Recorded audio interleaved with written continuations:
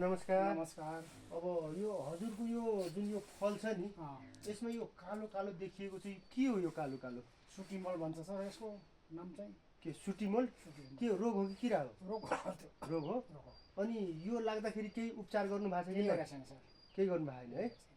ए अनि रोग लागेपछि उपचार गर्नुपर्छ नि? गर्नुपर्छ सर, अब यसको ज्ञान नभएर। ए त्यसो भए म यसको विषयमा चाहिँ थोरै कुराहरू भन्छु है। अब यो जुन सुटिमोल्ड हामी भन्छौँ नि, त्यो कालो कालो आउने, अनि त्यो चाहिँ तपाईँको पुस्दाखेरि पखाल्दाखेरि त्यो चाहिँ जान्छ होइन? त्यो भनेको विशेष गरेर यो चुस्ने किराहरू हुन्छ नि, हो त्यो चुस्ने किराले चाहिँ त्यहाँ खाएर अनि त्यसपछि उसले चाहिँ एक प्रकारको चाहिँ रसायन निकाल्छ, त्यो चाहिँ गुलियो हुन्छ होइन? अनि त्यो गुलियो भइसकेपछि अनि त्यसमा चाहिँ कालो आउने हो, त्यो वरिपरिको ढुसीहरू चाहिँ त्यहाँ आउने हो, त्यही भएर त्यसलाई चाहिँ सुटिमोल्ड भनेर भन्छ।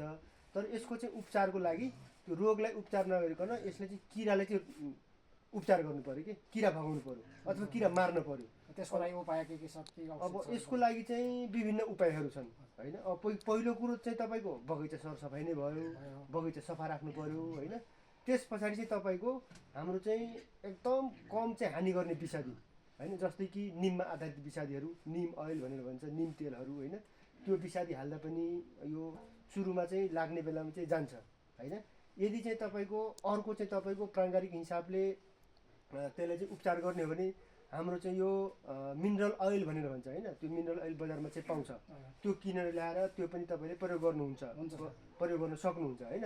त्यसपछि चाहिँ होइन, अब अलिक धेरै नै भइसकेको छ भने अब अलिकति त्यसपछि तपाईँको हाम्रो रासायनिक विषादीहरू होइन, जस्तै कि इमिडाक्लोरोप्रिडहरू हुनसक्छ होइन?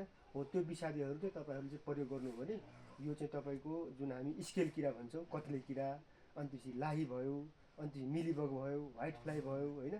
हो यो किराहरूले गर्दाखेरि चाहिँ सार्छ। त्यसले गर्दाखेरि पहिला चाहिँ त्यो किरा चाहिँ हाम्रो यो बिरुवामा चाहिँ लाग्न दिनु भएन, त्यसलाई चाहिँ रोक्नु पऱ्यो। त्यो रोकिसकेपछि तपाईँको यो कालो आउने चाहिँ कम हुन्छ, नियन्त्रण हुँदै जान्छ। अब यो तपाईँले बुझ्नुभयो, तपाईँले आफ्नो छिमेकी किसानहरूले पनि बताउनु होला है त? ल हुन्छ, नमस्कार।